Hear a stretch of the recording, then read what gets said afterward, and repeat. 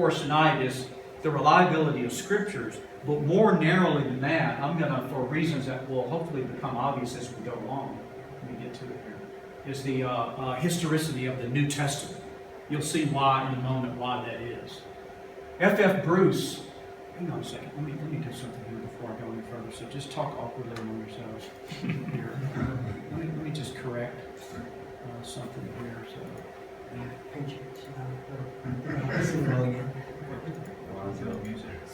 Hang on a second.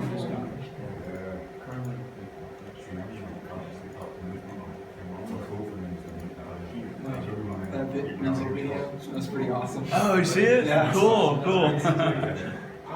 Did that just get released? Yeah, just released. But y'all have been working on that for a while, right? The music, yes. Music, been years and years and years in the making. Not that we've been working on it actively, just been put on hold for various reasons, and finally had the resources to and the time to put into that to release it. So. Right. Sorry, I just realized something had gotten messed up on here. I just needed to correct it right there. So I apologize for that.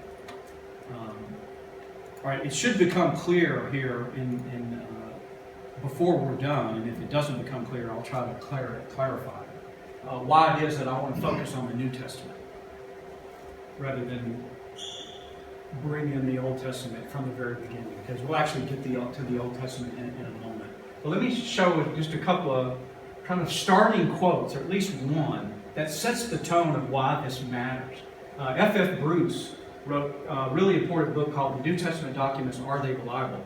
The last time I checked, this book is actually free in PDF form on the internet. Now, you'll have to just Google it. It shouldn't be hard to find. It might be even on his family estate's website, because F.F. Bruce has actually gone to be with the Lord. But he was considered in the latter part of the 20th century one of the premier Bible scholars, particularly with the issues related to historical reliability and manuscript evidence of the New Testament. So this is a pretty manageable. It's a little tiny paperback if you find it in hard copy, but now you can actually get it as a PDF just for free. It's a little dated, but what dates it is actually part of the what's encouraging about it, because what dates the book is that some of the data is actually is a lot stronger now since he wrote the book. That is, new manuscripts have been discovered in the past few decades and stuff. But here's what he said. He says this: that Christianity has its roots in history is emphasized in the Church's earliest creeds, which fixed the supreme revelation of God at a particular point in time when, quote, Jesus Christ, his only Son, our Lord, suffered under Pontius Pilate. So it's tagging that to a certain event in history. This historical once-for-allness of Christianity, which distinguishes it from those religious and philosophical systems which are not specifically related to any particular time, makes the reliability of the writings which purport to record this revelation a question of first-rate importance. So there are a number of world religions whose historical aspects are basically irrelevant to the religion. It doesn't matter in Buddhism whether Buddha ever lived or not. And if he did live, when he lived, and none of the documents that are relevant to Buddhist teachings, the Lotus Sutra, for example, or if you want to pick another religion like Hinduism, the Bhagavad Gita or whatever, none of those documents are, it doesn't matter whether they're historically reliable or when they were written or who they were written by. Because in those documents, it's really what the document, it's the content of the document that they care about in these religions. It doesn't matter whether Buddhists live, they just think Buddhist teachings are true. Whereas Christianity, for better or for worse, we've tethered the claims that we're making about our faith, we've tethered that to actual historical events. So we're taking a risk in a way, because if it turns out these historical events never really occurred, then as Paul admits, then Christianity is just false. Because we're actually saying this was an actual event of history, and it's not just a philosophy, although it has a philosophy. And it's not just a way of life, although it entails a way of life. It actually is a historical claim. So what can we say about how we know the Bible is reliable? Maybe say a little bit about really two broad questions. This is, I think, how you could frame the whole issue of the biblical reliability. Is do we have what they wrote? Now, here's my Bible here. And so you ask yourself, okay, you go on Amazon, you order a Bible. Why should I believe that what the biblical writers wrote, in this case we'll say the New Testament, for reasons that will be clear in a moment. How can I know, why should I believe that the book of Matthew, as Matthew wrote it, has gotten down to me intact? Or to say it the other direction, that the Matthew that's in this Bible is the same as when Matthew wrote it. So how did we get what they wrote? How did it get from them to us? That's one question. The other question is, well, why should I think that what they wrote is actually true and actually happened? I mean, because you can have an accurate copy of a first century, let's say, fictional novel, right? But if you said, yeah, you know, this fictional novel got down to us completely intact, but doesn't mean the events in the novel actually occurred. If it's a novel, in fact, it wouldn't have occurred for the most part. So there's two questions. How do we know that what we have is what they wrote? Do we have what they wrote? And is what they wrote actually true? When you look at the first of the two, we'll maybe say a little bit about each one, but not everything that needs to be said about each one. I'll leave you hanging so that I can come back and do some more. Just, you might find this interesting in terms of, well, physically, what did these guys write on? What were the materials? One of the materials was a plant material called papyrus, or the plural of that is papyri. Papyri is actually a plant that flourishes in North Africa. And you see the leaves on it are sort of long, and they're actually kind of flat. And they would take these leaves and lay them out side by side. And sometimes they might crisscross them. And they would dry it out and mash it down and make a paper. And that paper is called papyrus. So if you hear that in the news, the scientists were looking at some ancient papyrus, it just means it's some ancient paper that's made out of this plant that flourishes basically in North Africa, in some of the more humid areas around the Nile and such. Is it a weed? Pardon me? Is it a weed? It might look like a weed, but it was pretty valuable, I suppose, to a lot of people back then. So papyrus is one. The other is called vellum, or sometimes you'll hear the word parchment. That's made from animal skin. So what they would do there, and in the longer version, I think I have pictures of animal skins, and they would take things like sheep, and out of the skin they make a membrane that's, you know, dried and treated, and you can write on it. I don't know why I'm doing my hands this way. Maybe because I've stretched out the animal. The vellum was very expensive compared to the papyrus. So you don't see the proliferation of vellum until a little bit later on in Christian, not too much later, but a little bit later, because it was just more expensive to use. Now, how would they bind these together when they're writing books? And by the way, this was not unlike the way a lot of other books were written in the same time. Personal letters and other kinds of documents. So the New Testament doesn't particularly, there are some things unique to the New Testament, but by and large, a lot of what they were doing was the same as what most people were doing. Well, one of the ways is they would do a scroll, where they would glue sheets of paper sort of overlap them and make it real long, and then you would roll it up on a stick, for example. So here's what a scroll looks like. You've probably seen those. And while it might be convenient in one sense to just have it all rolled up on a stick, it's not very convenient. You know, you can imagine sitting there, open your scroll to Isaiah 53.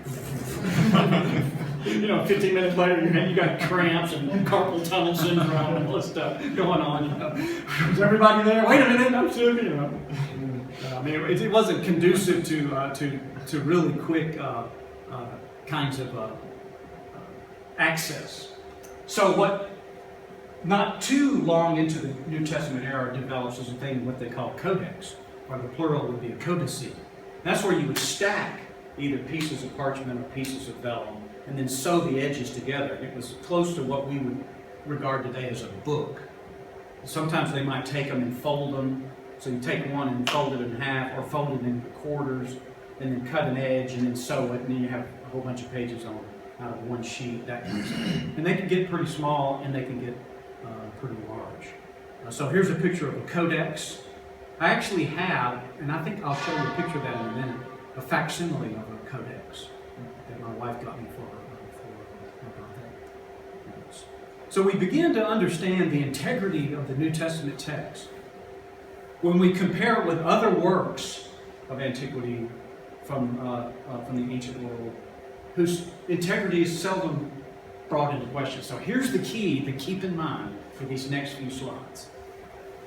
You can go here at Georgia State, you can study, I assume, classics, Roman history and Greek history. You can study the Homeric writings, you can study Tacitus, Suetonius, Thucydides, the Roman historians, and you could get a major perhaps, maybe even a doctorate in classical studies or Roman history or whatever. And so, how do we know that when Tacitus says what he says in his Annals of Imperial Rome, or when Suetonius writes about the 12 Caesars, how or why should we care about what they wrote as far as its integrity? Well, let me just say at this point that by and large, if you go into the classics department in a typical Anglo-American university, you're not going to wring your hands over how accurate these Roman historians are. They're pretty much taken for granted. That doesn't mean that they aren't sometimes questioned in terms of their accuracy. I'm just saying you don't really find the classics department worried as much about the integrity of these documents that have come down to us. For whatever reason, we'll get into some details here in just a second. So the thesis at this point then is, well, okay, so if these documents pretty much have come down to us and we can have majors in them, get degrees in them, and there are scholars in these ancient Greek and Roman documents, and people don't really worry about how reliable they are, then if the New Testament compares to them in terms of all the whatever you look at, which we'll see in a moment, the X, Y's, and Z's of the ancient Roman and Greek, and you say, well, how does the New Testament compare in the X, Y's, and Z's? If it's at least comparable, then it should be given just as much credit as they. It would be a double standard to go, well, we'll take Thucydides or Pliny the Younger or whomever, we'll take these because we like their X, Y's, and Z's. But the New Testament, we want its X, Y's, and Z's to be so much better before we'll give it a pass. You go, no. You pick the test, but whatever the test is, as far as how do we judge the accuracy of these ancient documents, whatever that test is, it should be applied evenly. There's no reason to take the New Testament as somehow suspicious. So how do they test then? What would we test, I should say? How do we compare? How can we compare the New Testament with these others? You really do it in two areas. One, the time gap between when the original was supposedly written and the latest, here's the vocabulary word of the evening, extant original manuscript. Extant is the opposite of extinct. For something to be extinct means it went out of existence, like dinosaurs are extinct. For something to be extant means it's still in existence. So it's basically saying, well, if we don't have the original of Homer, let's say, then what's the time gap between when Homer wrote and the oldest manuscript that still exists from Homer?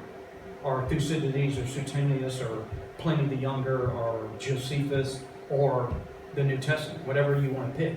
What is that time gap? And we'll see why that matters here in a moment. The other is the number of manuscripts we have from an ancient document. And we'll see why that matters. Why does the time gap matter? Why does the number of manuscripts matter? What's the importance of it? Let's take it one at a time. First of all, what's important about the time gap? Well, as far as the New Testament goes, in fact, this is true of pretty much every ancient document. And by ancient, I mean first century, just a few centuries before and after the first, into a number of centuries after the first century. This sort of window. There's no original manuscripts of the New Testament that still exist. Okay? They've all gone out of existence. And there are two reasons for that, by the way, if you're interested. One is just the climate. Because most, as you get a little farther north from North Africa and up into the Mediterranean area, there are places where it can be, especially if you get up north and then on into Europe, it can be more humid, and it would contribute to these papyrus just disintegrating in a more humid. They really would survive more in real arid and warm and dry climates. So that's one reason. They just physically just disintegrate over the course of time. Another reason, though, is that there's reason to believe that very early on, Roman authorities actually did systematic destruction of Christian material, that you just cringe. And you just heard the Palmyra Arch, whatever that is, some artifact, some archaeological thing from the ancient world that ISIS just destroyed. And you know, you just cringe when you think about that, because my wife and I just watched a 60 Minutes where these Syrian Christians were driven out of their homes. They were given 5 minutes, and ISIS showed up. Thankfully, they didn't behead them.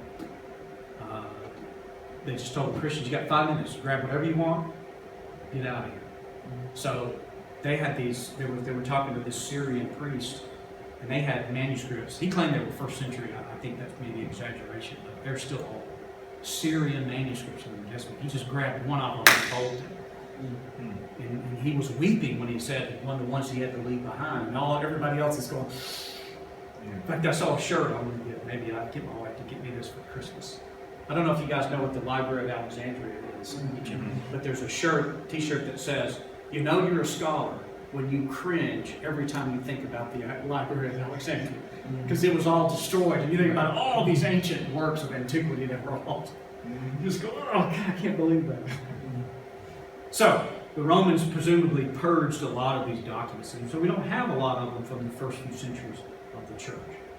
So we don't have the originals. We don't have any of these early. So, but you have copies. So copies of the original made and then disseminated. Well, Paul writes Romans. I don't know how many letters he wrote to Rome. I don't know how many copies of the original Roman letter he wrote.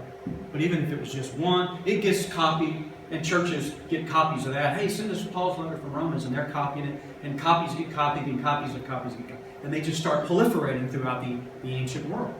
Well, then as copies get copied, and then some of the earlier when copies begin to disintegrate, a time gap develops between when, let's say, Romans was actually written by Paul and the oldest manuscript that's a copy of Romans that still exists. There's a gap that begins to emerge. That's what the time gap is. Well, it's important because presumably, all things being equal, the narrower the gap, the better. Right? I mean, just all things being equal. If you can reduce that by getting older and older copies and discovering those, and if we have time, I'll tell you some interesting stories about what's happening about that. So it reminds me of there's this game, we used to call it gossip. It's called the telephone game. You get a big crowd, and you whisper something in the first person's ear, and then they're supposed to whisper it to somebody, and you go all the way around the room, and you want to see how much it's changed. Well, the idea is, presumably, the smaller the gap, the less chance there has that the story has got changed. Now, of course, when we used to do it, somebody'd always ruin it, because you'd go, it's like, I live in Cumming, Georgia, and the guy's like that, and, I live in Cumming, Georgia. About halfway through, some guy goes, I live in Cumming, Georgia. Your mother smells like elderberries. You just totally change it, and then you get back around and going, God, how did that happen? Just ruins the whole game. All right, so regarding the time gap, then here's some of the standard data that you'll see out there in the literature. Look at the gap, and what you want to see here is this column between a number of writings from the ancient world. So we got Homer. Now this is actually changed. Turn this on. The Homer one is actually changed. There, they've actually discovered some older pieces of. So Herodotus is an ancient Roman historian, as Thucydides is, Livy, Tacitus. Most of these you can go down to Barnes and Noble or just order them off of Amazon. You can order his Annals of Imperial Rome. Just get it in paperback. In fact, you can probably find some versions of it in Latin for free. It's usually the translations that are copyrighted at these ancient documents. Not the originals are not. They're just. So look at the gaps here that you have.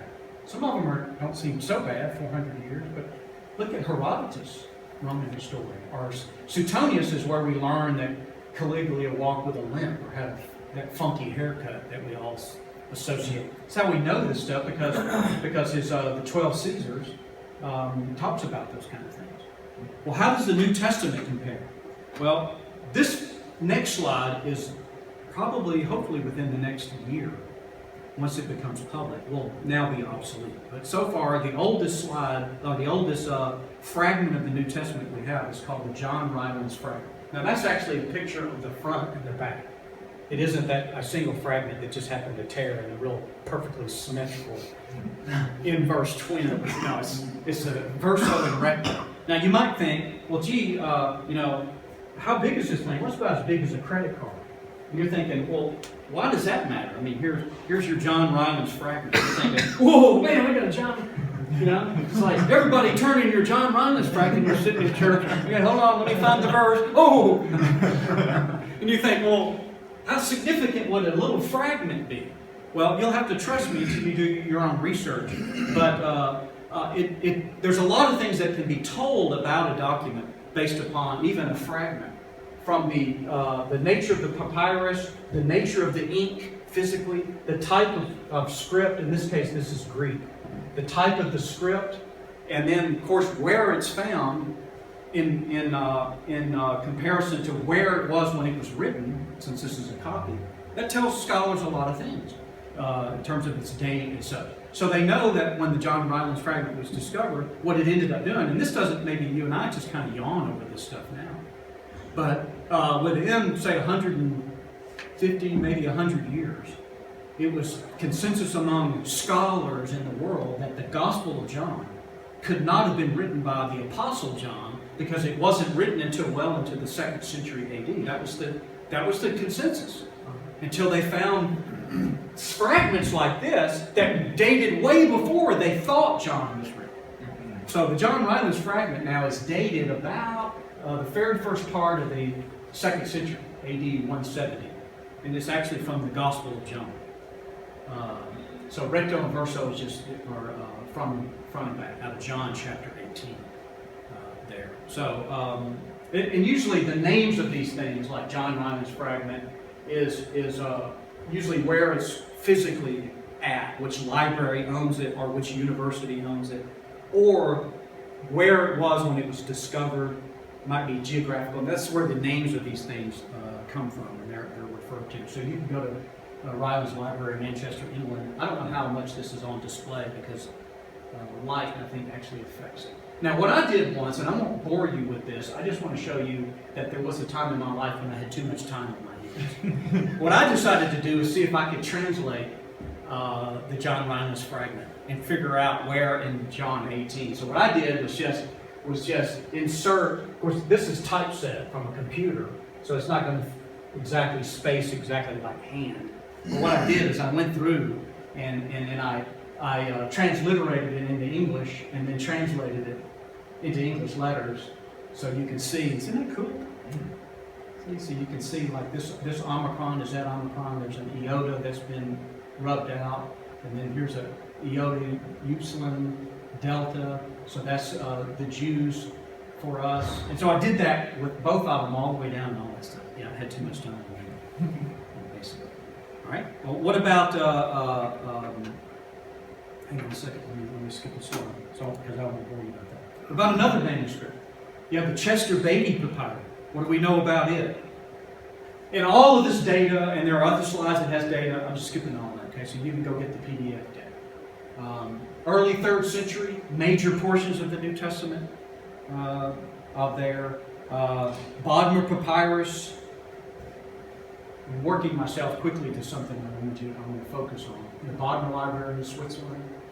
This is actually John chapter 1. Contains, again, I'm not going to read all that for you. You can just get it. All of these manuscripts. These are all papyri. Here is a vellum document. Now, reckon where this one is physically right now. The Vatican. Codex Vaticanus. So it's in the Vatican. I'd love to be able to go to the Vatican and say, hey, can I check it out? 24-hour walk around. No, they won't let you. Tom Hanks, you saw how much trouble he had getting there. And Da Vinci Code, right? They didn't even, they weren't even granted access there, really. So when they actually, all the scenes in the Vatican in the second movie, Angels and Demons, is actually all CGI and green screen. Oh, of course. There's no. The Vatican wouldn't touch that movie. They couldn't get permission to go in the Angels and Demons. I'll tell you a funny story about Angels and Demons later on. So anyway, it's probably considered the most important of the ancient documents, most of the Bible and stuff, so it's pretty cool. Now, but here's the coolest one, in my judgment, and that's the Codex Sinaiticus. It was discovered in a monastery on Mount Sinai, and it is the oldest complete New Testament in existence right now. It is the entire New Testament, dated middle part of the 4th century. And it also has other documents, other Christian literature besides the New Testament, Codex Sinaiticus. Now, why do I like that? Because, I don't have a picture here, but you can see it on the internet. You can actually buy a facsimile of the entire, I should have brought that tonight. She told us it was the real thing. Yeah, pass it off as a real thing. And now I give it to you. Stealthed away from this is actually in the British Museum. Part of it is. There's some of the leaves are in the University of Michigan, I think, and some of them are also in the same place in the monastery on Mount Sinai. But you can buy. It's cool. It's that tall, and it was actually it's 5% reduced. So it's that tall. It's about that thick. Hardback, comes with a big slipcover. It's color glossy. Of all 800 pages of this thing. I wish I brought that. That would have been cool to see. So if you want to be the first person on the block, as I was the first person on my block to have their very own Codex. Or the whole city, maybe. At least coming. Yeah. Certainly the first person coming. Codex Alexandrinus, Codex Beza. All right, so you're thinking, all right, well, what does, some of these, they seem several hundred years like some of these others. What's the upshot of this? And let me see if I can add to the argument here as we go along. Sir Frederick Kenyon, who was a noted early Christian manuscript scholar, the interval between the dates of original composition, that is of the books of the New Testament, and the earliest extant evidence becomes so small by scholarly standards as to in fact be negligible, and the last foundation for any doubt that the scriptures have come down to us substantially as they were written has now been removed. He goes on to say, both the authenticity and the general integrity of the books of the New Testament may be regarded as finally established. And F. Bruce weighs in again. He says, the evidence for our New Testament writings is ever so much greater. We haven't even looked at more of the evidence. This is just talking about the time gap. The evidence for our New Testament writings is ever so much greater than the evidence for many writings of classical authors, the authenticity of which no one dreams of questioning. That's the key. They think, well, wait a minute, the New Testament has gaps that are just decades, whereas these Roman historians, some of them have almost 1.5 millennium, 1,500 years. So you've got several decades versus 1,000+ years. But he's never really, they never worry about how accurate that is. They never worry about, well, has his manuscripts, do they accurately reflect? So you don't worry about this guy, and the New Testament's a lot better than he is, then you shouldn't worry about it, at least as far as the time gap goes. And if the New Testament were a collection of secular writings, their authenticity would generally be regarded as beyond all doubt. Now that's his opinion, and it happens to be my opinion as well. All right, so that's a little quick course in the time gap. What about the number? Well, the more manuscripts you have, the more copies, the better we're able to cross-check what are called variant readings in order to reconstruct the original. I'll give you an illustration of that in a minute. But here's a trivia question of the night. You had a vocabulary question already, or a vocabulary lesson in extant. The science, if you know the answer to this, don't blurt it out. But if you do know the answer, raise your hand. The science of comparing variant readings and copies of an ancient document in order to ascertain the original reading is called, anybody know? Right? Am I allowed to say? Yeah. Textual criticism. Textual criticism. Textual criticism is the science, and you can actually get a doctorate in this stuff if you want. And I'll give you an illustration of what do you mean by variant, what do you mean by ascertaining the original reading. Well, now, it depends on my audience, and this is probably, for you guys, I might need to change this. I certainly had to change it. I just got back from South Africa, and I realized, okay, this illustration is not going to work at all in a country outside the U.S., and it won't work at all for a younger generation, perhaps like you guys. But nevertheless, here it is. Suppose you got an email from Publishers Clearinghouse, and the Publishers Clearinghouse still exists, but you don't hear about it as much. Publishers Clearinghouse is supposed like a legal lottery. You don't really have to pay any money, so it's not technically a lottery. But you do enter this contest, and you can win money, and up to $1 million. You've probably seen the commercials where they run up to somebody's house and they got the cameras and they knock on the door and somebody's meeting.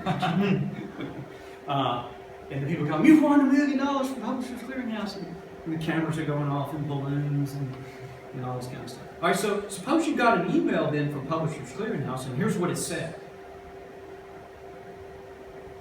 All right, well, you're thinking, all right, I don't know what that word is, but it looks like they meant to say dollars. But of course, you can't be absolutely sure because, I mean, it could have been hollers. Ah!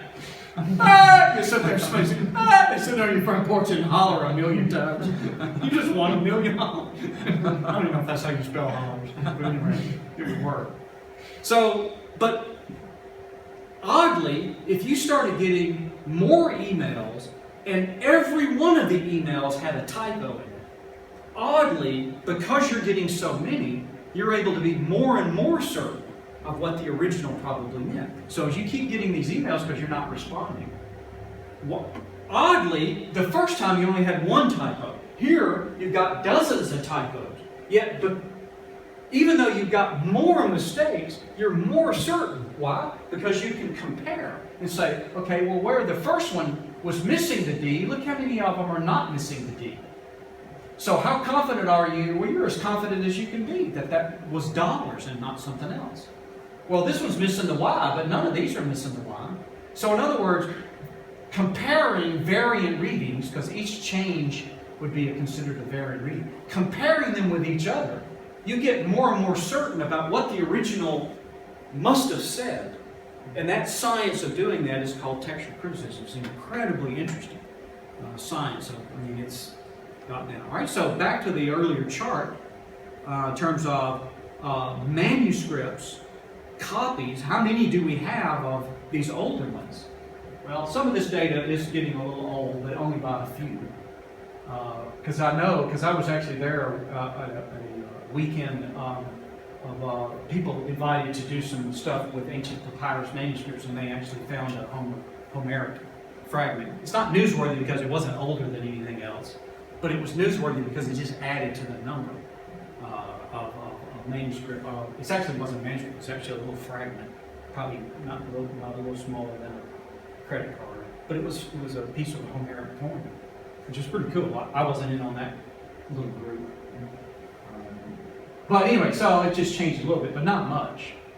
So you look at these and you go, okay, so you're telling me when you go to Georgia State and study Roman history and you're reading Herodotus, we've got a 1,300-year gap and we only have 8 manuscripts of Herodotus.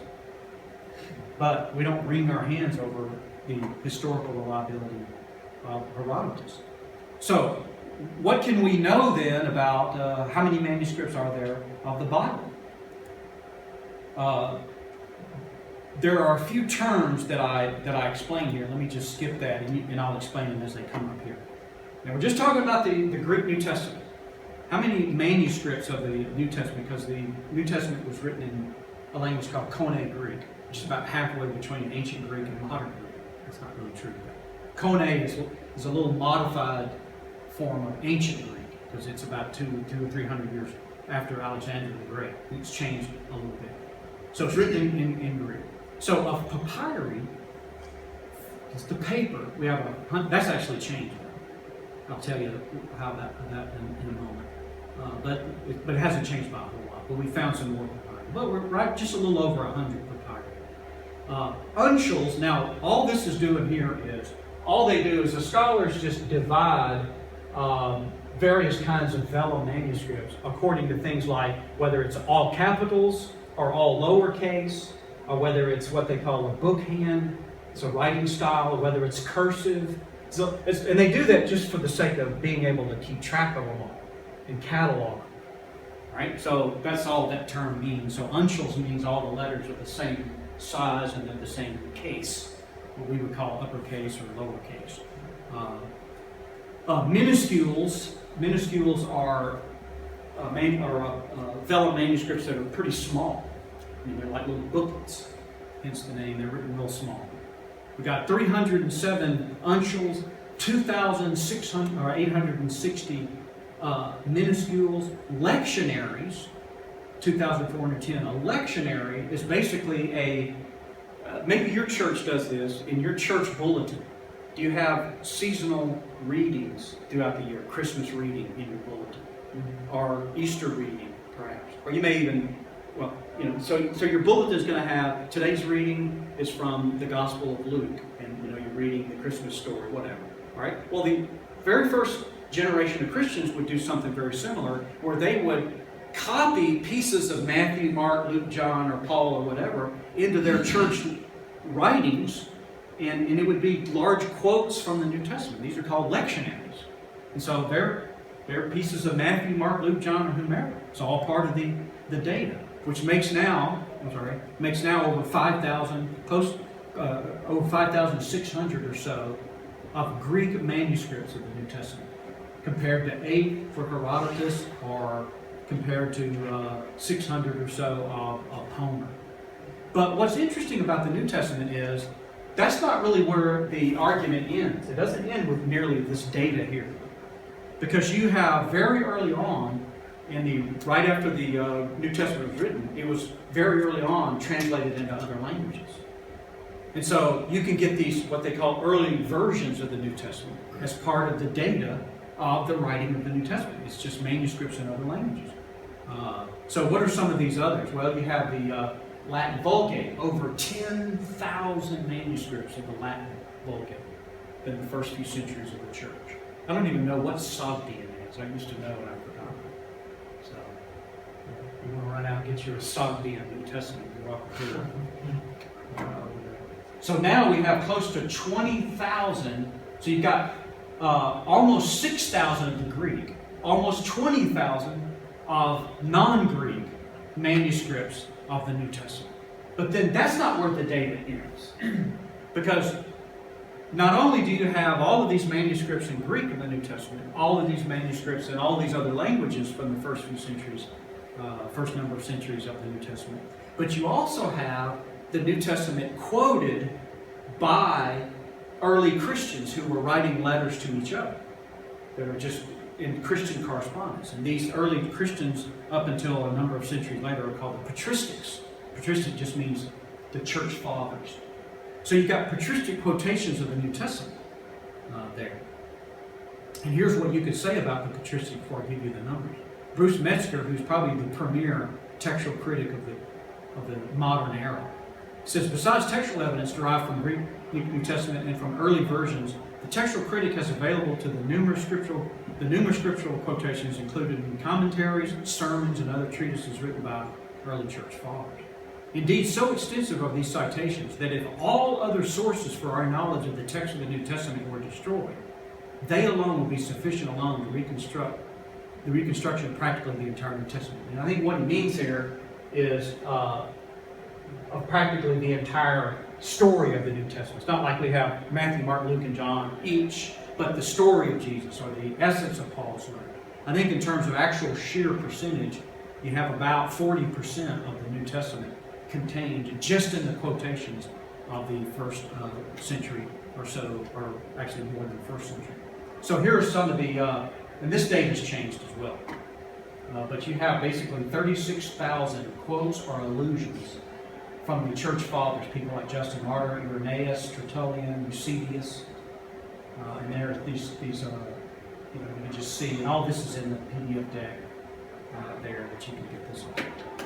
All right, now we got a few minutes, right? Okay, we're still rocking and rolling. All right, so there's no question that as far as the integrity of, we have what they wrote. It's as certain as you can have and not have the originals. As far as what everybody considers to be the standards of judging any other document from the ancient world, the New Testament just far exceeds these other documents. But it still doesn't say anything about, okay, but when they say what they say, when they say Jesus raised the lady, the widow from Nain, and he raised her daughter from the dead, doesn't mean that actually happened. It just means that that's what Matthew or Luke, John, whatever said, and we have an accurate copy of it. So how do we then deal with the question, is what they wrote true? And what I like to do is just do this in two quick ways. And these actually overlap, so it goes quicker than you might think. First of all, you just answer the critics. If the critic says, well, here's a reason why you shouldn't believe what they wrote, see if we can give an answer to that. Or if you want a positive case, you could say, here are some reasons. Well, let me get that out first. So answering the critics is just respond. By the way, that's called a telephone. Okay, so, back in the Neanderthal days, when I was your age, that's what we had to have. You couldn't walk that far away from it if you had a cord. I mean, if you were really cool, you had a cord about this long. That was about as far as you could get.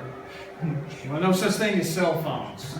It's hard for me to even remember what that was like to be driving somewhere at midnight and not have my cell phone in case I were flat or. It's a scary feeling. Don't you just feel like, oh man, I left my cell phone at home? You feel like, the end of the world is near. That kind of stuff. Anyway, so you answer the critics, you respond to the critics. The other is making the case, giving the reasons for. So the other is giving reasons against the critics, and this is giving reasons for the case. By the way, that's Perry Mason. He is back in the 50s and 60s, was the most famous television lawyer. There. And you can still watch it on, if you get retro TV of any sort. MeTV is one of them that's broadcast in Atlanta, and they show all these old Mission Impossibles and all these movies we see today. Most of them are all television shows from when I was a kid, like Mission Impossible, for example.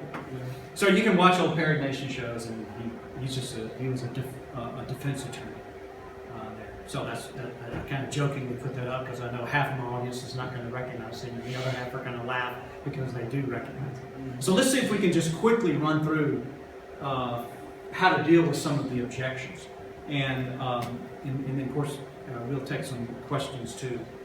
What are some of the critics? Well, probably one of the most often criticisms I've encountered as a Christian. I was saved when I was 16, so I went through college as a Christian, lost my faith in college actually. Because of being challenged in my faith and didn't have answers, and my church hadn't prepared me. Nobody really knew much about apologetics in my small town back in the 70s. And so, but I came back to the Lord through apologetics, and that's why I have the love and passion for it that I do. But a claim that I would often hear, or criticism I'd often hear is, well, if their claims are too fantastic. It's one thing for Herodotus to say that, or it's one thing for Suetonius to say that Caligula walked with a limp. It's not hard to believe.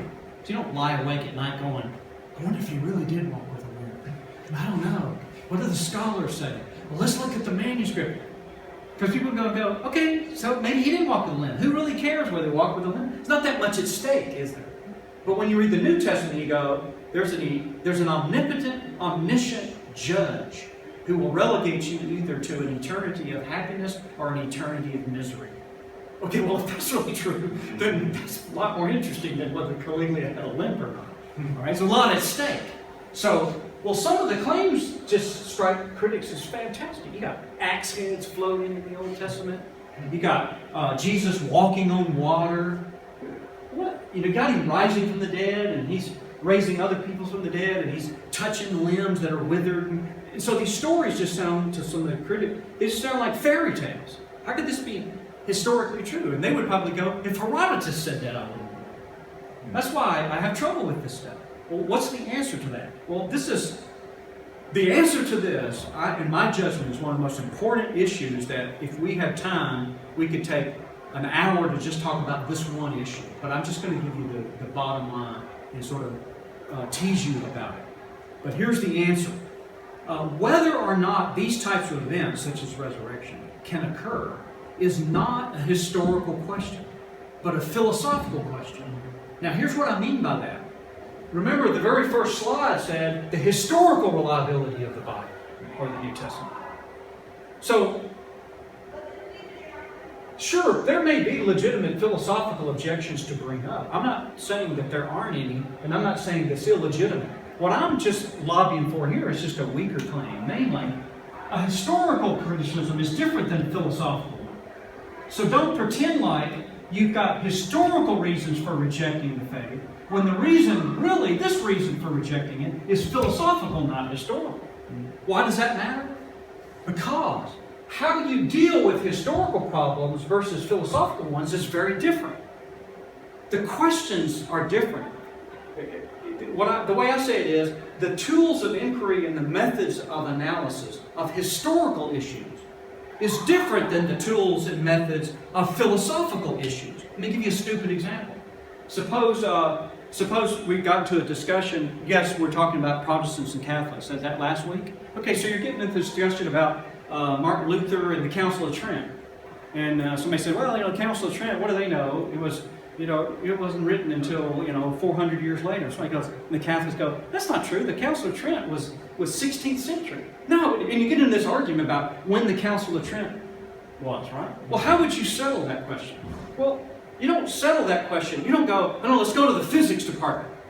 What do you mean? Well, because we got this litmus paper here, and we're going to pour this chemical on it, and if it turns blue, then the Catholics are right, and if it turns red, you would just go, this has nothing to do with this historical question. That has to do with acids and alkalins, maybe. So the tests and methods of these physics questions is different than these historical. To settle the history question, where would you go? You go to the history department. You go back and look at documents and eyewitness testimony and all. Okay, fine. So think about it as the different departments on campus. And we're arguing, well, did the 16th President of the United States have a beard or not?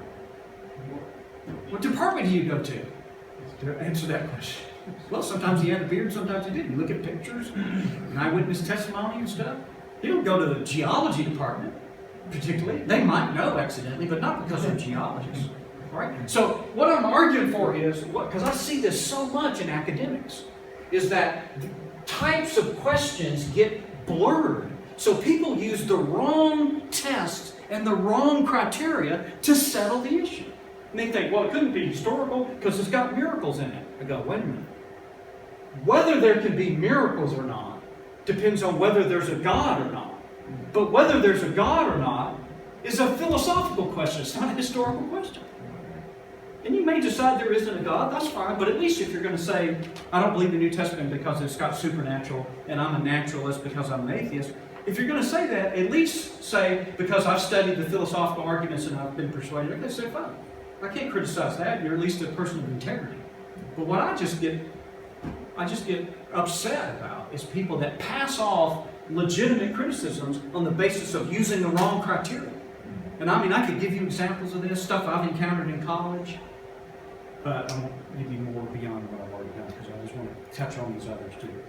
All right, another one that I'm picking out here. People from the ancient world were not interested in accurate history. And I used to hear this one all the time when I was in college. And all I can say, and in the longer version of this, which is what the PDF should have, I'll make sure I've got the latest on that. I've got citations from scholars to make the point I'm making. I'm just going to give you my answer, which is, writings from other historians show that ancient people understood the difference between history and myth, because that's usually what they say. Oh, the ancient Greeks, people back then, they didn't really think about myth versus history. It was all kind of blurred together. Well, first of all, even if that's not even true of the Greeks, but even if that was true, the Bible is not written by the Greeks. It was written by people who were of the Hebrew mindset. They were Jews, or at least influenced by Judaism. So, as we would say in Mississippi, where I grew up, reckon how much the Hebrews cared about history. You think the Hebrew people cared about history? Their entire identity was tied to their history. Of course they cared about history. They knew exactly what they were doing as far as trying to retell the story of Jesus. They knew the difference between history and myth. It's just asinine to think otherwise. And I've got a great book in my library, and I've got a great quote out of it. It's a book titled A History of Histories. And it's a historian's summary of different historiographies. And he goes from the ancient world to modern writers about how history was regarded. He's got a great quote in there that I have on the PDF deck that absolutely they understood the difference between them. So don't let anybody get away with, well, the Bible was written in this pre-scientific era. That's just tendentious language. There's no such thing as a pre-scientific era. The only difference between the ancient times and our times is just our methods, the accuracy of our tools. They didn't have electron microscopes. But they had as much as they had and cared as much as they did about history and science and stuff in the ancient world as much as we think we do. Their instruments weren't as good as ours. So this sort of prehistory label as if, well, it wasn't until the Enlightenment that we really cared about this stuff. It's just false. You couldn't read Aristotle and come out with that opinion. I mean, Aristotle has these tedious descriptions of human anatomy, where he's taken, well, not really human anatomy, it was animals, where he's going into all the parts of the animals and he's trying to explain all the physiology. And we might laugh at some of his conclusions because his instruments were. But anyway, I'm getting excited. Here's another one to pick out. The writers were reading back into the life and teachings of Jesus their own concerns and desires. So people say, look, the New Testament wasn't written until after Jesus' life. It was written by either his disciples or people after that. And so they're just reading, they're just making this story up, is basically the allegation. Well, the reason we know that can't be true is because you have what are called irrelevant material, the presence of irrelevant material, the presence of irrelevant material. I'll show you what I mean by each of those. An example. The lack of relevant material and the presence of counterproductive material indicate that the writers were not merely reading back into the life of Jesus. Let me give you an example of each one. For example, the presence of irrelevant material. If the disciples of the early church invented the story of Jesus for whatever reason, they wanted to pick up girls. It's like, oh, girls really go for religious leaders, so we're going to make up this. Whatever story, whatever motive you want to attribute to them. So they were just making the story up. Why would the story include elements that were totally unimportant? Why would they make up a story about Jesus and they have Jesus doing things that just nobody could care less about by the time the New Testament is actually written a few decades later? Like Jesus' Sabbath controversies with the Pharisees. You don't even, by 70 AD, the Pharisees, the stronghold that Judaism, the groups of the Pharisees, even has over the culture is waning. They don't even have that much clout with the Jews anymore once the temple is destroyed. Very early on, the church is predominantly Gentile. So why would Gentiles give a rat's behind about Jesus arguing with Pharisees about Sabbath? It's just, well, the best explanation is because he just really had these arguments with the Pharisees. We're just saying that's what he did. We're not making this up. That's the answer. What about his attitude of favor towards Israel? Because the early church was predominantly Gentile. And you early on start getting to see the seeds of anti-Semitism. So why would they invent a story about Jesus who's so pro-Israel? Because that's just what he said. We're not making the story up. Jesus uses phrases you don't find in the New Testament epistles. By the time Paul's writing his epistles, a lot of the vocabulary of Jesus is not really utilized. So the vocabulary that they have attributed to Jesus doesn't reflect the period in which the critics are saying the story of Jesus was made up. It'd be like me trying to use make up a story about some religious leader that I knew when I was in college, and I got him all talking, and I start using all this social media lingo. Oh yeah, he used to talk about he would OMG and LO, and you start going, okay, people didn't talk that way back then. Or if I did the reverse and say I'm going to make it up, but I'm using words like groovy and dig it and all this. You go, okay, people in your day don't talk this way.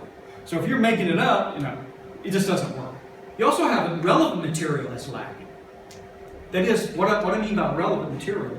The critic says, look, the next generation, the people right at and just after the time of Jesus, they're the ones making the story up. That's what the critics say. Okay, well, if they're making the story up, why doesn't it have in it things that really did matter to them, that were very important to them? Why couldn't they have Jesus weighing in on all these controversies? For example, let me get to the examples. There's nothing on circumcision in Jesus. He doesn't talk about it. You think the early Christians had problems with the issue of circumcision? You go to Acts 15, the very first church council was on exactly, do you have to be a Jew before you can become a Christian? He's got all these Jews just do not pass go, do not, just zipping right on into the kingdom of God. And the Jews were going, wait a minute, no. You got to become a Jew and then you become a Christian, which means you got to be circumcised. Imagine how many people you'd have come to your church. What do you got to do? You got to walk down front to join your church? Well, yeah, but then we're going to cut off the front of you. No, I don't think I want to join you. So it's a controversy in the early church. So if they're making the story up, why don't they have Jesus weigh in on the controversy? If they're making it up. Well, because he didn't say anything about it. There's nothing about tongues. Was that controversial in the first church? Absolutely. There's a whole book written on gifts of the Spirit that was controversial in Corinth. So wouldn't it have been easy if they're making the story up and everybody's worried about the gifts of the Spirit to have Jesus? And by the way, this gifts of the Spirit thing, here's the bottom line on it. And everybody goes, see, I told you, and they're pointing to Jesus. There's nothing about food laws, like eating meat sacrificed to idols. Was that a big deal in the first church? Absolutely. You got the Corinthians and the Romans all worried about these kind of things. They were major issues. So if it grew out of those periods, then why doesn't it reflect those periods? And then you got counterproductive material. The early church invented the story of Jesus. Why would the story include elements that were actually counterproductive to propagating the story? Like, for example, the women's testimony of seeing the resurrected Christ. We find from the Gospels that it's the women that discovered the empty tomb first. But women's testimonies weren't really admissible in court. They weren't of value as far as offering a polemic. And isn't it interesting, when you go to Corinthians and Paul recounts the eyewitnesses of the resurrected Jesus, he doesn't mention the women. Why doesn't he mention the women? Because it's not relevant to the Corinthians, because they don't have that high regard for women. I'm talking about the culture. I'm not talking about the Hebrew culture, by the way, but the Greek culture. So it's not really productive for Paul to bring that up, because it might be a stumbling block to these new Christians. Like, look, we got enough controversies already. I don't want to, yeah, there were women, but we're just going to not mention that. He's not denying that there were women, he just doesn't mention it. Well, then why does Matthew mention the women? Why wouldn't, if Matthew was coming out of the same, made up, if he was making it up the same time Paul's writing 1 Corinthians, why does he mention the women? Because the women really did. It's just historical. The very fact that it's counterproductive is evidence that they're telling the truth. You have embarrassing features of Jesus' disciples. Things like, he said in 3 days destroy this temple, in 3 days I'll raise it up. We didn't know that he meant the temple that was body. We learned that. And they're admitting all these, we didn't understand that he was talking about this. We're totally clueless. They're basically saying, we were basically pretty much idiots and clueless all during the time that Jesus was talking. It was only after that. So you go, it just doesn't seem plausible that people would have these self-effacing elements. You also have embarrassing things about Jesus in the New Testament. You've got Jesus not even knowing when he's coming back. Well, I thought you said he was God. How could he be God and not even know when he's coming back? That sounds like a contradiction to me. So if they're making the story up, don't you think they go, look, don't say there's things he doesn't know, because we're trying to make up a story that he's God in the flesh. And if we're trying to pass off a story that he's God in the flesh, why do we want to make up a story of having him do things that doesn't sound like what a God in the flesh would do? Like not even knowing when he's coming back. Everybody just chokes on that verse. Or how about John 8, where he seemingly is soft on the woman caught in adultery? And by the way, you don't find that passage in John in any ancient manuscript. It doesn't occur until a number of centuries later in John, the earliest manuscripts. It's not mentioned in any commentary. It's not mentioned by any church father. That section in John is not mentioned. But it all of a sudden in the history of manuscript, it just all of a sudden shows up in about 900 manuscripts throughout the Mediterranean world. And you go, okay, it's not like you could just get on the internet and insert the story. How do you explain that it shows up in that many manuscripts over that far a geographic area if it doesn't have some kind of ancient source? Yet, if it does have an ancient source, why is it missing from all the early manuscripts? Some people who think it's authentic with John, as I think, say it's easy to explain why it's never mentioned by the commentators because it's so embarrassing. It looks like Jesus is soft on adultery because they should have killed her in their minds. Although they shouldn't have killed her. What do they think is the source for this story? What do they think? I think it's the source is John. I think it's just manuscripts we don't have in Bean? Yes, it's manuscripts. Well, we certainly don't have them. Everybody agrees with that. The question is, if they're missing from these early manuscripts, like the Codex Sinaiticus, why?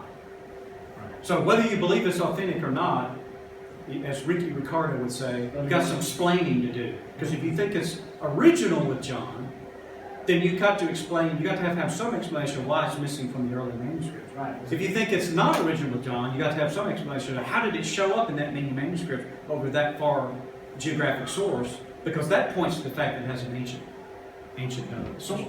Surely it wasn't so embarrassing to them that many of them just completely omitted it from their copies, right? There's got to be some explanation. But I mean, you may be right. It may be the easiest explanation is just it isn't part of John's gospel. But then you say, well, how did the story show up where it does and when it does?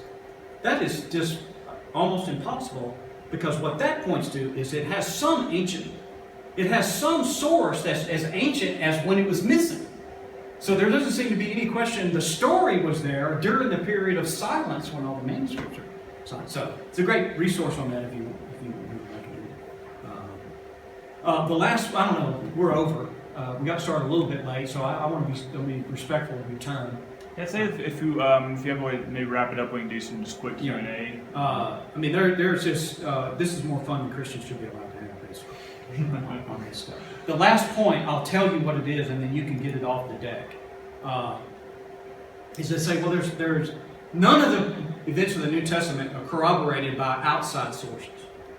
That is, you don't have any evidence outside the Bible. First of all, this complaint is really making two specious complaints. Because suppose you were a lawyer and you're building a case defending your client. And so you get all of the data that exonerates your client's guilt, that proves, in your opinion, beyond a reasonable doubt that your client is innocent. You get all of that data, and then you put it all together in your blue folder, blue binder you got. And so you start going up, and then you start to present your case. Well, what sense would it make for the prosecution to go, well, you don't have any data outside your blue binder. Your blue binder is the only data you have. Well, no, I know. My blue binder is just where I put all my data. There's nothing, the blue binder part of it is just accidental to the fact that it's where my data. So they go, well, you don't have any evidence of the story of Jesus outside the New Testament. Well, that's because the New Testament is, by and large, is all the evidence. It's just, we just give it the name New Testament. But it's actually a bunch of documents written by a number of different writers from the end. It's not just one thing. They make it like we had one testimony and then nothing else. No, we got Matthew, Mark, Luke, John. You got Peter. You've got Paul. You've got the different writings and things. So that's the first part of the problem with this thing. But more directly, there are extra biblical references to Jesus, and you may be surprised to learn what some of those are. I'll commend you getting the PDF deck. There's a great book that I would also commend you to reading on this subject. I'll show you a picture of the book by Gary Habermas titled "The Historical Jesus." He's actually got our conference in 2 weeks. It's another incentive to come here. Gary Haber. He's probably the premier scholar on the historical Jesus alive today. Ancient evidence for the life of Christ. And I've got some of it there from ancient Roman historians who talk about Paul. I mean, they talk about James, they talk about John the Baptist, they talk about Jesus, they talk about events from the New Testament, people from the New Testament, and on and on and on. So I'll leave it to you to do that. All right? More fun than Christians should be allowed to have, again. Got a lot of great pictures here of archaeological things that you just wouldn't believe some of the stuff that they've done. You know, they've actually, let's see, what was it they just discovered a couple of weeks ago that was in the news? It was the city of Gath. You know what Gath, you might remember what Gath, what Gath, does that ring a bell? Yeah, Goliath. Goliath. It's Goliath's hometown. Now this city, they've actually discovered the ruins of it probably almost a century ago. It's been excavated off and on. They just, within the past 2 months, have identified it as Gath. It's the city of Gath. I don't know how they do these things. You have to get into the technicalities. Unbelievable. That was just a couple of months ago. I had to add that to it. They don't make it easy like a welcome to Gath or something like a... You know, you wish. Hospitality city. Was Was it like a City of Goliath city or or something something like like No, that? I don't, Okay. no, So I it don't was think like so. huge doorways and houses. Yeah, that would have been cool. It's tough because a lot of times it's Yeah. stacks, right? I mean, like you'd have over. Oh, yeah, yeah, you would have, the cities would be buried, and then there would be cities built on top of those, and I mean, they've discovered the pool of Siloam, and Jesus did the healing, that's actually been within the past few years. They've actually excavated that. They're just finding stuff right and left there. But anyway, I'll spare you the details for the sake of time. But here's the punchline. I'll leave you with this thought. This is just my opinion. You can say, Richard, I just think you're being a little unfair. But I agree with Metzger's sentiment earlier. It's because of the content of the New Testament that people have such trouble with the New Testament. People don't lie awake worrying about whether Suetonius and these guys are historically lying. But everybody, friend and foe, realize what's at stake if the New Testament is actually true.